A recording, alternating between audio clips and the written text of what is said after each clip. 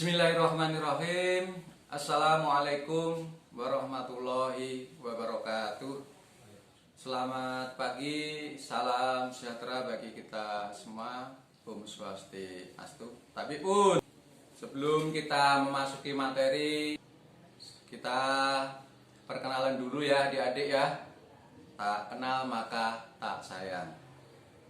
Jadi untuk perkenalan singkat, nama saya Rohmat Afandi, pangkat Brigadir Polisi Kepala NRP 77120411, jabatan Babin Kamtibmas Kampung Suridadi, Kesatuan Polsek Kalirjo, Polres Lampung Tengah.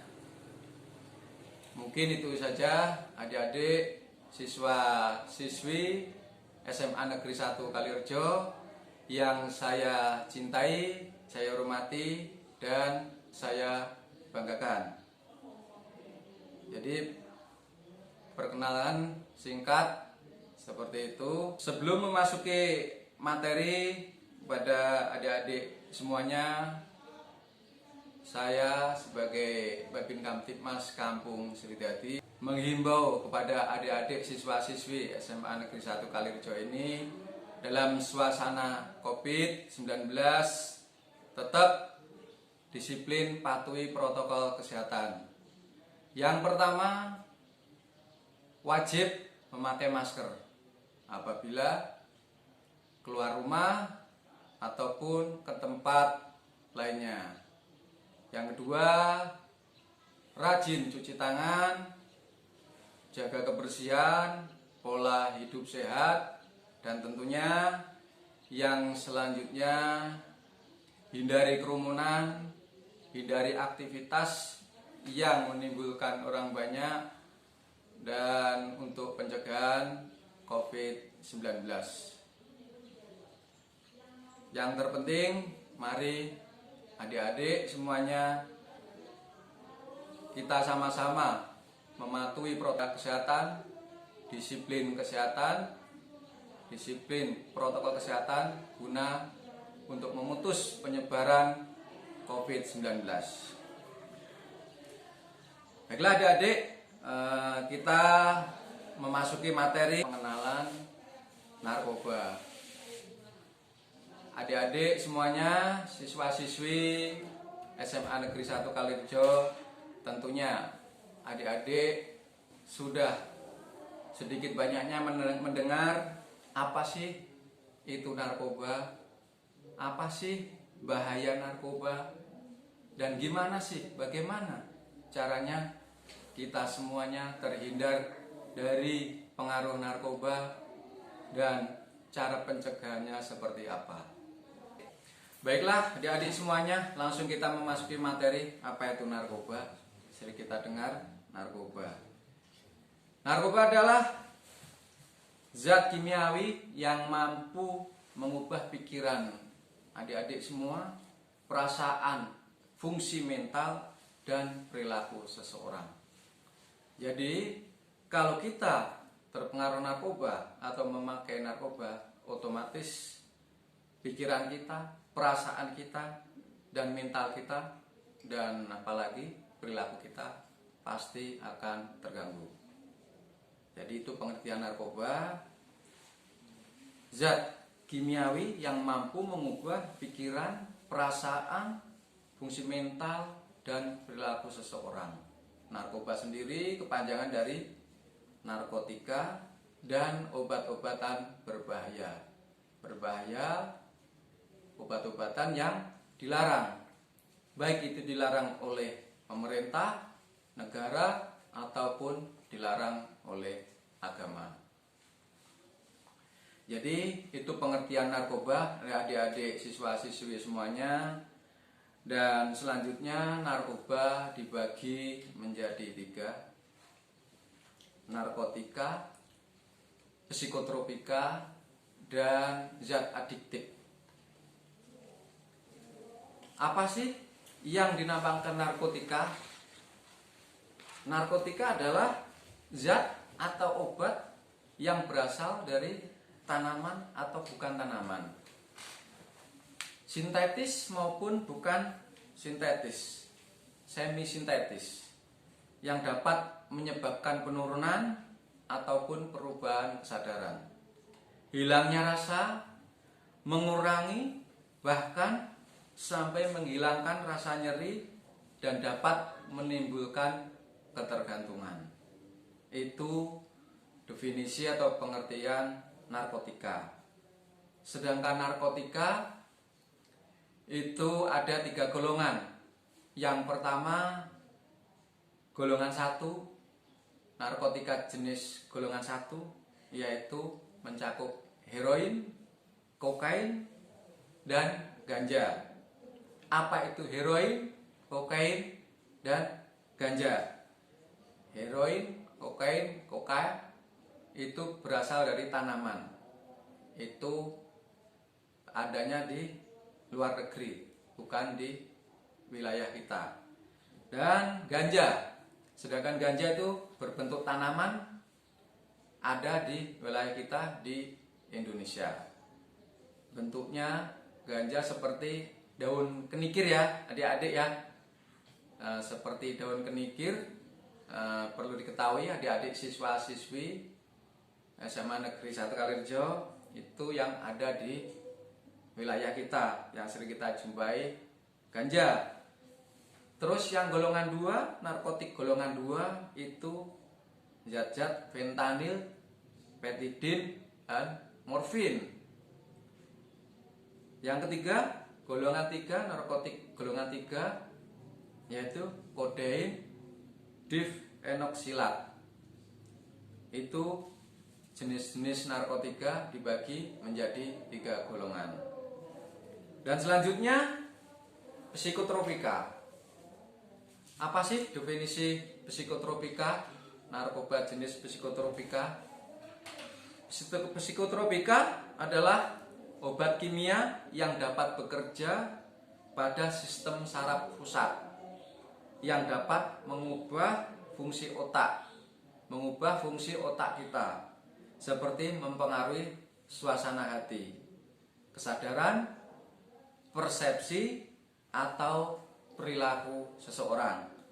Dan efek ini semuanya bersifat sementara, yang semuanya adalah merusak bagi kita semuanya.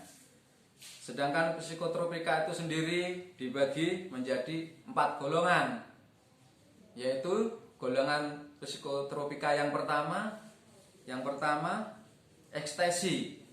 Ekstasi itu berupa yang kita temui pil ya adik-adik siswa-siswi semuanya ya, berupa pil bulet-bulet yang gambarnya pink, putih, oranye. Nah, itu yang tidak jelas kegunaannya, itu udah jelas pasti ekstasi.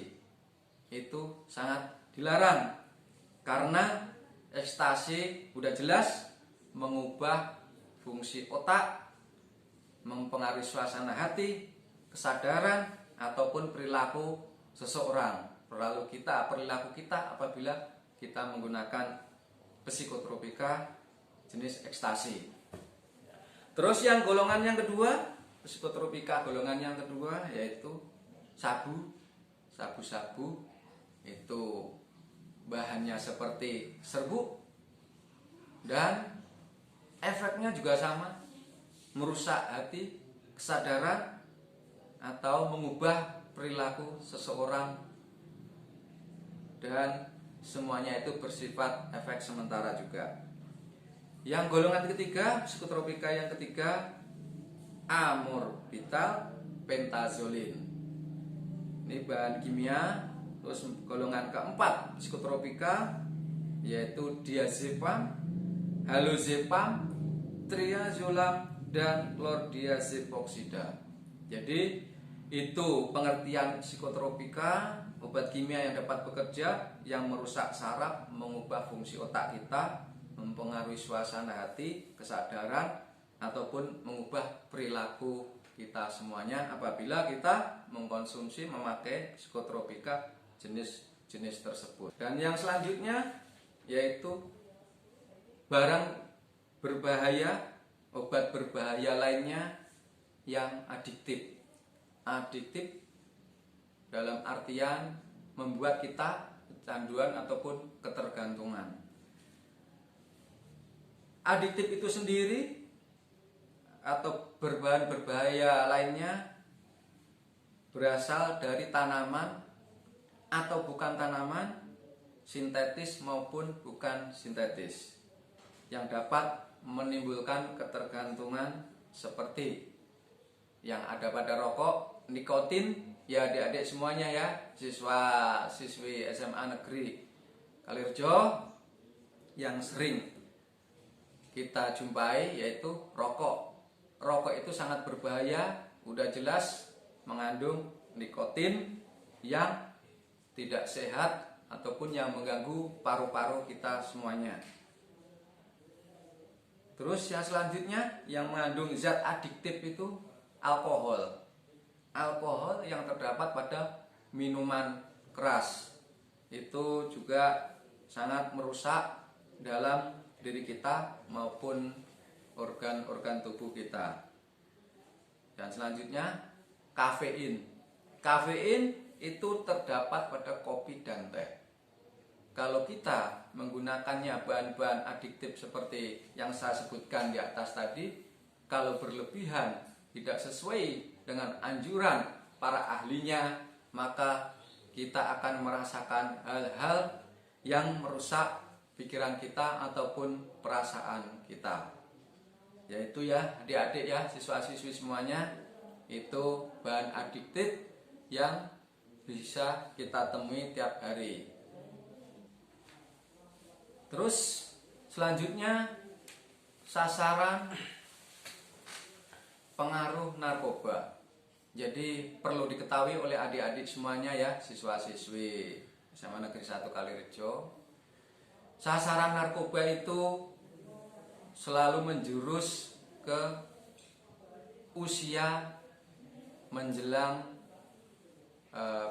beranjak di bangku sekolah tingkat SMA. Contohnya seperti adik-adik siswa-siswi yang baru menganjak di tingkat pertama di sekolah menengah atas. Itu sangat rawan karena apa? Itu mudah dipengaruhi dalam penyalahgunaan narkoba. Jadi sasarannya remaja, termasuk adik-adik semuanya, siswa-siswi semuanya dalam penyalahgunaan narkoba. Karena adik-adik rentan, masih labil, mudah dipengaruhi oleh kawan. Itu sasaran narkoba yang sering kita jumpai di tingkat remaja ataupun sekolah-sekolah menengah tingkat atas. Karena adik-adik masih labil, mudah dipengaruhi, baik itu pengaruh kawan, orang lain, ataupun orang-orang yang sengaja menjerumuskan adik-adik semuanya. Yang kedua yaitu rasa ingin tahu. Rasa ingin tahu, apa sih narkoba? Apa sih efek dari narkoba? Nah, itu kalau adik-adik tidak mengerti apa itu narkoba, tentunya adik-adik mudah dipengaruhi dan mudah dicekoki apa yang itu namanya narkoba yang mengganggu pikiran ataupun perilaku kita semuanya. Terus yang selanjutnya solidaritas kelompok. Jadi adik-adik kalau salah ikut kelompok, kelompok pemakai narkoba, kelompok penyalahguna narkoba, adik-adik terjerumus dalam suatu kelompok itu, maka adik-adik mudah untuk terpengaruh dalam menggunakan narkoba. Yang selanjutnya sifat-sifat dari remaja yaitu ingin tampil menonjol, ingin menunjukkan jati diri, ingin menunjukkan ekspresi. Jadi adik-adik kalau salah dalam mengambil langkah, semuanya itu dipengaruhi oleh narkoba, maka adik-adik akan terjerumus ke dalam lingkaran narkoba. Terus yang selanjutnya menghilangkan rasa bosan dan stres. Jadi setingkat adik-adik remaja itu tingkat bosan dan stres selalu muncul karena masih labil. Jadi hati-hati adik-adik. Nah, itu sasaran narkoba. Kenapa ke tempat yang muda-muda, ke tempat adik-adik yang usianya di remaja ini. Dan adik-adik, jiwa adik-adik semuanya pasti ingin jiwa memberontak. Karena di usia adik-adik ini emosional itu pasti masih labil, turun naik, dan akhirnya kalau dipengaruhi narkoba, adik-adik tidak bisa mengendalikan diri, maka bisa terjerumus ke dalam lingkaran narkoba. Terus apa penyebabnya? Penyebab narkoba ataupun penyebab orang ataupun anak memakai narkoba itu pasti ada sebab musababnya. Tidak langsung orang terjerumus ke dalam lingkaran narkoba. Jadi semua itu ada sebabnya ya adik-adik semuanya ya. Sebabnya yang pertama yaitu faktor lingkungan.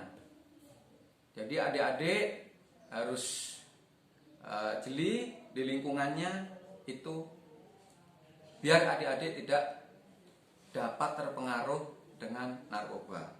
Faktor lingkungan mempengaruhi juga, mencakup yang pertama yaitu hubungan tidak harmonis di dalam rumah tangga. Termasuk kalau hubungan adik-adik dengan orang tua tidak harmonis, itu mudah sekali adik-adik semuanya dipengaruhi oleh orang-orang yang sengaja untuk mengenalkan narkoba. Itu sebabnya pemakai narkoba banyak faktornya.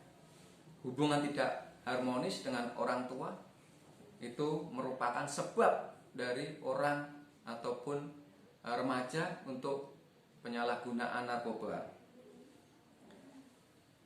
Yang selanjutnya yaitu lingkungan. Tadi sudah saya singgung ya adik-adik ya.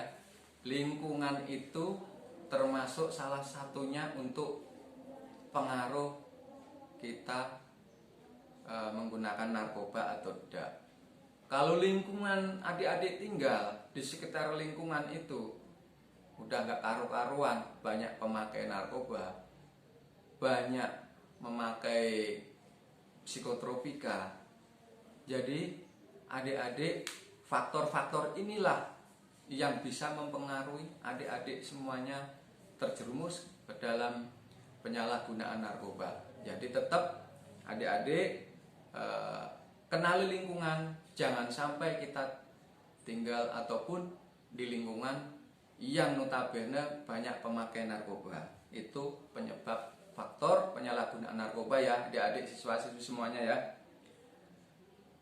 Terus tekanan kelompok apabila adik-adik salah bergaul, salah memilih teman, salah dalam hal bergaul, itu bisa adik-adik terjerumus ke dalam lingkaran narkoba. Adik-adik bergaul dengan pemakai narkoba, otomatis adik-adik akan terjerumus ke dalam lingkaran narkoba, penyalahgunaan narkoba yang menyengsarakan adik-adik semuanya. Di samping faktor lingkungan, tentunya ada faktor lain yang menunjang penyebab-penyebab penyalahgunaan narkoba. Yang pertama, faktor individu, yaitu diawali dengan niat coba-coba. Jadi saya tekankan sekali lagi pada adik-adik siswa-siswi SMA Negeri 1 Kalirejo, untuk narkoba ini cukup kenal aja, cukup tahu. Jangan sampai adik-adik coba-coba mencicipi ya adik-adik ya, bahasanya seperti apa sih narkoba. Jangan. Jadi adik-adik semuanya, siswa-siswi semuanya sekedar ingin tahu aja adik-adik ya. Jangan sampai ada niat ataupun coba-coba. Karena sekali mencoba itu efeknya nanti mengganggu adik-adik semuanya dan tidak bagus untuk adik-adik semuanya. Yang kedua, faktor individu ingin diterima dalam artian adik-adik ingin diterima ikut kelompok ini, ikut kelompok itu, ingin diterima kelompok itu ada pemakai narkoba, kelompok ini ada pemakai narkoba, adik-adik ingin diterima ngetren, akhirnya adik-adik ikut dalam lingkaran pemakai narkoba. Itu faktor individu. Adik-adik harus jeli memilih teman, memilih saudara, memilih untuk bercengkrama, hindari dari orang-orang yang memakai narkoba ataupun menyalahgunakan narkoba. Yaitu yang selanjutnya, kenikmatan sesaat. Jangan sampai adik-adik ingin mencoba-coba dan menikmati kenikmatan yang sesaat, karena semuanya itu tetap akan merusak organ-organ tubuh kita, pikiran, ataupun mengubah perilaku kita. Yang selanjutnya, faktor yang selanjutnya lagi, cari perhatian. Jadi perhatian itu penyebab juga adik-adik untuk melakukan, menyalahi, ataupun memakai narkoba. Nah, jadi adik-adik ingin diperhatikan, jangan sampai gara-gara ingin diperhatikan adik-adik ingin memakai narkoba. Jangan, itu tidak bagus ya adik-adik semuanya ya. Terus yang selanjutnya, ikut ngetren tokoh idola. Jadi adik-adik di masa adik-adik ini, masa remaja pasti punya idola. Jangan sampai idola adik-adik itu salah. Punya idola tapi pemakai narkoba. Punya idola tapi idolanya menyalahi penyalahgunaan narkoba. Jangan adik-adik semuanya ya. Jadi kalau adik-adik pilih idola, silakan adik-adik pilih idola yang berprestasi ataupun yang berguna bagi nusa dan bangsa. Terus yang selanjutnya, tentunya narkoba itu mempunyai gejala-gejala. Apa sih gejala-gejala dini penyalahgunaan narkoba? Jadi nanti saya ulas juga ciri-cirinya. Gejala dini penyalahgunaan narkoba perlu adik-adik ketahui semuanya. Yang pertama yaitu susah diajak bicara. Susah diajak bicara ya adik-adik ya. Kalau emang ada teman ataupun saudara susah diajak bicara, diajak ngomong ini, jawabnya itu. Diajak ngomong A, jawabnya Z. Yaitu tanda-tandanya dia penyalahgunaan narkoba, baik itu mungkin memakai ataupun yang lain sebagainya. Itu ciri-ciri yang pertama, sulit diajak bicara. Kalau diajak bicara, jaga sembung, bawa golok, tentunya nggak nyambung ya. Itu ciri-ciri penyalahgunaan dini pengguna narkoba. Terus yang selanjutnya, ciri-cirinya lagi, mulai sulit diajak dalam kegiatan keluarga. Apabila adik-adik mempunyai kakak ataupun saudara atau teman yang sulit diajak untuk kegiatan keluarga, nah, itu patut dicurigai ya adik-adik ya. Jangan-jangan ini teman saya udah memakai narkoba ini. Nah, jadi ciri-cirinya seperti itu. Jadi biar adik-adik semuanya mengetahui ciri-cirinya. Susah diajak bicara, diajak kegiatan keluarga juga susah. Pasti ada alasannya. Itu ciri-cirinya ya adik-adik ya semuanya ya. Yang selanjutnya, pulang mulai terlambat. Habis sekolah keluyuran, nggak tahu kemana. Bisa juga orang-orang yang seperti itu, anak-anak seperti itu bisa digolongkan penyalahgunaan sejak dini narkoba. Jadi cirinya seperti itu ya adik-adik ya. Nah, terus mudah tersinggung, marah-marah nggak tentu, ngomongin dikit marah-marah, tersinggung dikit marah-marah nggak karu-karuan, banting sana banting sini. Itu termasuk tanda-tanda ciri-ciri salah satunya pengguna narkoba. Dan yang selanjutnya di tingkat adik-adik sekolah menengah atas ini, yang paling menonjol yaitu membolos sekolah. Jadi kalau adik-adik udah berani membolos sekolah, ya itu patut dicurigai juga. Bolos-bolos, sering bolos nggak karu-karuan, kemana nggak jelas, itu patut dicurigai juga. Itu termasuk gejala dini penyalahgunaan narkoba, ya adik-adik ya. Jadi itu ciri-cirinya gejala dini penyalahgunaan narkoba udah saya jelaskan. Akibat penggunaan narkoba sudah saya jelaskan tadi juga di atas. Segala yang namanya narkoba, narkotik dan obat-obatan berbahaya itu sudah dilarang oleh pemerintah atau agama, pasti ada bahayanya, yaitu yang signifikan bahayanya pengaruh di otak. Apabila adik-adik memakai narkoba, penyalahgunaan narkoba, udah jelas pasti belajar adik-adik udah lemah. Diajar nggak nyantol, diajar sama bapak ibu gurunya juga nggak jelas-jelas. Itu pengaruhnya adik-adik ya. Jangan sampai adik-adik penyalahgunaan narkoba. Jangan coba-coba narkoba, apalagi memakai narkoba. Ya adik-adik ya, itu otak pikiran kita, perilaku kita udah nggak karu-karuan. Dan yang lebih parah lagi, kita kalau memakai narkoba, organ tubuh kita, baik itu paru-paru, jantung, terus aliran darah, itu juga terganggu. Terutama pencernaan, itu tidak bekerja dengan maksimal, dan akhirnya terganggu semuanya dan mengakibatkan sakit. Kalau sakit, akhirnya meninggal dunia.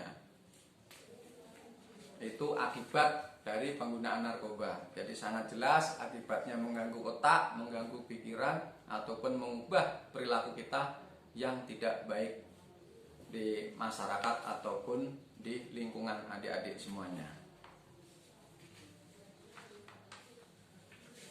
Dan selanjutnya mengenai undang-undang ancaman hukuman ya adik-adik semuanya ya. Itu pasti ada ancaman hukuman bagi pengguna narkoba ataupun pemakai, itu ada ancaman hukumannya. Diancam dalam Undang-Undang Nomor 35 Tahun 2009. Jadi Undang-Undang Narkotika Psikotropika Nomor 35 Tahun 2009. Pasal 111, 112, 113 dan 114. Yang pasal 111, setiap orang yang tanpa hak atau melawan hukum menanam, menguasai, menyediakan narkotika, baik itu dalam bentuk tanaman, dipidana penjara paling singkat 4 tahun. Paling singkat 4 tahun, paling lama 12 tahun, dan denda 800 juta rupiah paling sedikit, dan paling banyak sampai 8 miliar rupiah. Pasal 112, setiap orang yang tanpa hak atau melawan hukum memiliki, menyimpan, menguasai atau menyediakan narkotika, baik itu bukan tanaman, golongan 1, dipidana dengan pidana penjara paling singkat 4 tahun dan paling lama 12 tahun, dan pidana denda paling sedikit 800 juta rupiah dan paling banyak 8 miliar rupiah. Sedangkan pasal 113 berbunyi, setiap orang yang tanpa hak atau melawan hukum memproduksi, mengimpor, mengekspor atau menyalurkan narkotika, golongan 1, dipidana penjara paling singkat 5 tahun dan paling lama 15 tahun, dan pidana denda paling sedikit 1 miliar rupiah dan paling banyak 10 miliar rupiah.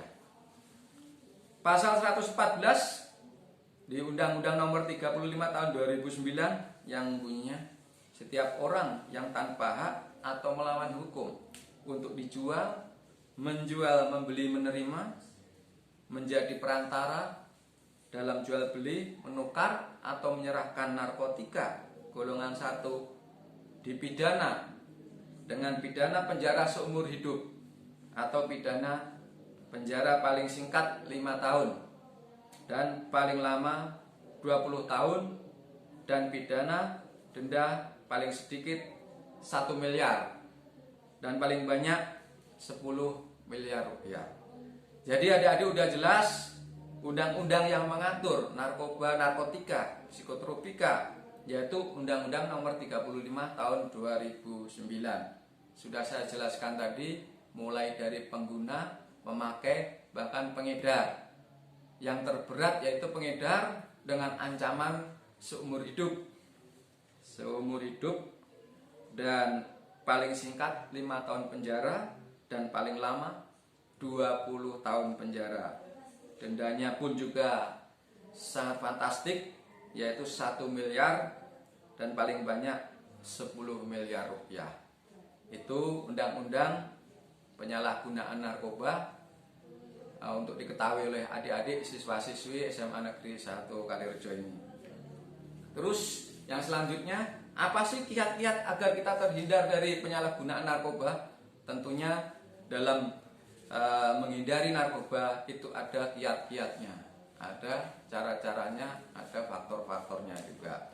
Yang pertama yaitu kita bisa terhindar dengan narkoba, isi waktu adik-adik semuanya dengan kegiatan-kegiatan yang positif, baik itu kegiatan sekolah ataupun kegiatan keagamaan, olahraga, seni bela diri, dan kegiatan-kegiatan positif lainnya. Terus yang selanjutnya, isi waktu luang adik-adik semuanya. Apabila udah pulang sekolah, apabila adik-adik ada waktu luang, isi dengan bercengkerama dengan keluarga. Karena bercengkerama dengan keluarga membuat harmonis hubungan adik-adik semuanya untuk terhindar dari penyalahgunaan narkoba. Dan selanjutnya, tentunya sebagai umat yang beragama, adik-adik siswa-siswi semuanya itu harus rajin beribadah menurut agama dan kepercayaan masing-masing. Kalau kita rajin beribadah dan kita selalu berdoa, mudah-mudahan Tuhan akan menjauhkan adik-adik semuanya, kita semuanya dari penyalahgunaan narkoba. Itu adik-adik siswa-siswi semuanya ya, kiat-kiat agar kita terhindar dari penyalahgunaan narkoba. Dan masih banyak lagi kiat-kiatnya, adik-adik jabarkan sendiri. Yang penting kiat-kiatnya isi kegiatan adik-adik dengan kegiatan yang positif, kegiatan yang berguna baik diri adik-adik ataupun berguna bagi keluarga ataupun nusa dan bangsa. Itu kiat-kiat untuk adik-adik semuanya agar terhindar dari pengaruh ataupun pemakai atau penyalahgunaan narkoba. Jadi itu ya adik-adik semuanya ya, siswa-siswi SMA Negeri 1 Kalirejo, itu yang bisa saya sampaikan. Nanti lain waktu kalaupun kurang jelas kita bisa ketemu langsung selepas COVID-19 ini selesai. Sebelum saya akhiri, ada pesan-pesan sedikit lagi terhadap adik-adik siswa-siswi semuanya.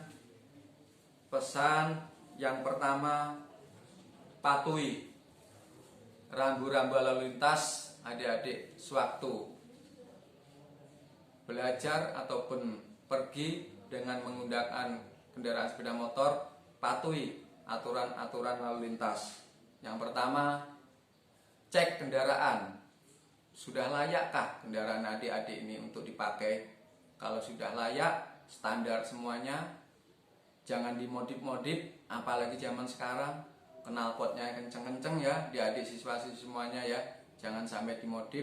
Standar yang dari pabrik itu yang adik-adik pakai, biar adik-adik selamat mengendarai kendaraan sepeda motor. Dan yang selanjutnya, pakai helm. Wajib pakai helm untuk melindungi kepala kita dari benturan ataupun kalau terjadi kecelakaan lalu lintas. Dan yang selanjutnya, tetap patuhi rambu-rambu lalu lintas. Kita berkendara tidak sendirian, ada pengguna jalan lain yang sopan berkendara, mengendarai sepeda motor. Kita berkendara dengan banyak orang, patuhi rambu-rambu lalu lintas. Mungkin dengan adik-adik mematuhi rambu-rambu lalu lintas, semoga adik-adik selamat sampai tujuan untuk mengendarai sepeda motor adik-adik semuanya. Dan pesan moral saya yang terakhir sebelum menutup materi, yang paling mendalam, hormati Bapak Ibu guru adik-adik semuanya, karena Ibu guru, Bapak guru yang mentransfer ilmunya, yang beri ilmu kepada adik-adik semuanya, itu udah seharusnya wajib dihormati agar ilmu adik-adik semuanya bermanfaat. Dan yang kedua, hormati, patuhi, buat tersenyum orang tua adik-adik semuanya. Orang tua baik ibu maupun ayah, hormati, buat tersenyum mereka. Jangan membuat kecewa orang tua kita, terutama jangan membuat kecewa ibu kita, karena ibu adalah malaikat yang nyata untuk kita semuanya. Sayangi kedua orang tua adik-adik semuanya. Semoga adik-adik bisa sukses, bisa menggapai cita-cita adik-adik semuanya, menjadi orang yang berguna, baik berguna dari diri sendiri, berguna untuk diri sendiri, adik-adik, saudara, keluarga, dan tentunya berguna bagi nusa dan bangsa. Atas penyampaian saya, materi saya, kurang lebihnya saya mohon maaf, saya akhiri. Wabillahi taufik wal hidayah. Wassalamualaikum warahmatullahi wabarakatuh.